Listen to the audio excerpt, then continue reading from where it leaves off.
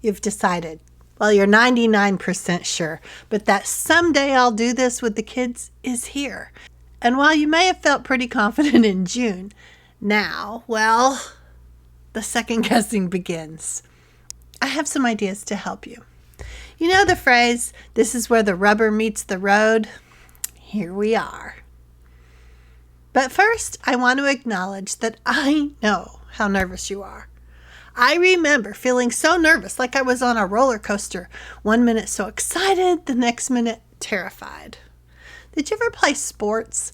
You know that anxiety that you have right until the game starts? That's what this is. You're in this limbo period. Not going back to school, but you haven't really figured out what starting unschooling will look like. Here's the thing. We've all been there. It's that feeling scared and doing it anyway thing. I want to remind you that this is all a choice every day. It's not carved in stone. It's not going to ruin anyone's future if you choose this and then change your mind, or choose this and stay with it. It really will all work out. I always say that unschooling success boils down to knowledge and support, getting the information you need and finding the support that works for you. But there's one more piece, and that's action. You have to take action. It's not like school where you just show up, sit in the seat, and then some teacher pours facts onto you. Or homeschooling where you blindly follow the curriculum that some company has decided is what your 5 or 10 or 15-year-old needs. You have to seek it out. Information, resources, opportunities for you and for your kids. You have to have enough discipline to continue to learn yourself about learning, about kids, about unschooling, about deschooling. Yes, you can drift because kids really are hardwired to learn. They will if you provide the nurturing environment for them. But you have a lot of unlearning to do too. What does that nurturing environment look like? How do you provide support to your kids when you're still needing support yourself? I had no idea what was going on when we first started our own unschooling journey. I want to share what worked and what I wish I had done differently. If we haven't met, my kids are grown. They're 34, 32, and 29, all off on their own adventures, all happy with their unschooled childhoods. You know, unschooling is all about individualizing across the board. Individualizing for your kids, but also individualizing for you. How do you learn best? Do you fall asleep as soon as you try to read an article or a blog post?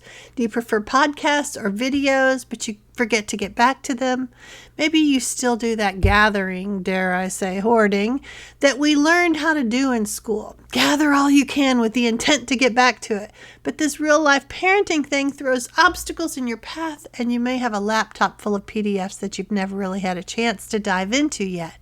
I know. I was that way too. So these are some new habits that you're going to develop for yourself so you can be successful with unschooling. I have a couple of free PDFs that I want you to have.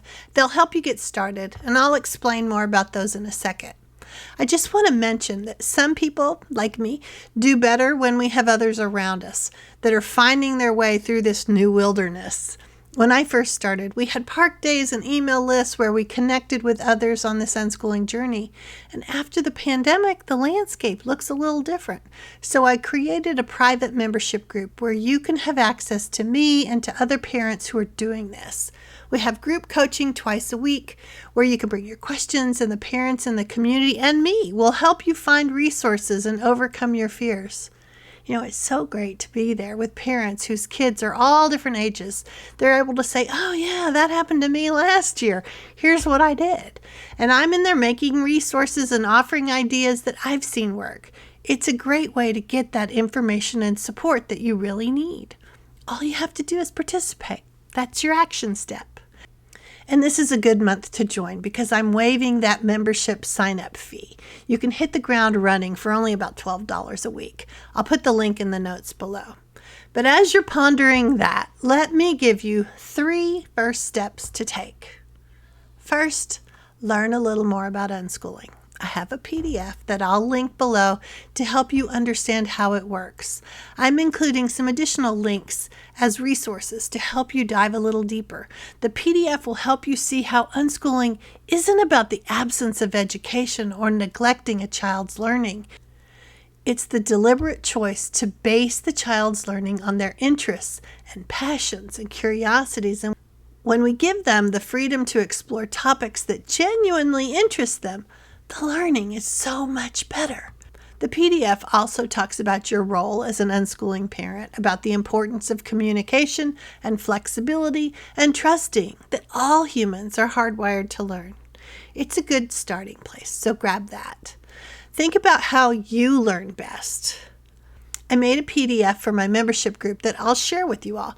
You may be used to doing for others and keeping everything going, and you haven't taken the time to look and see what you need or how you learn best. This could help you see, yes, I'm not a miserable failure.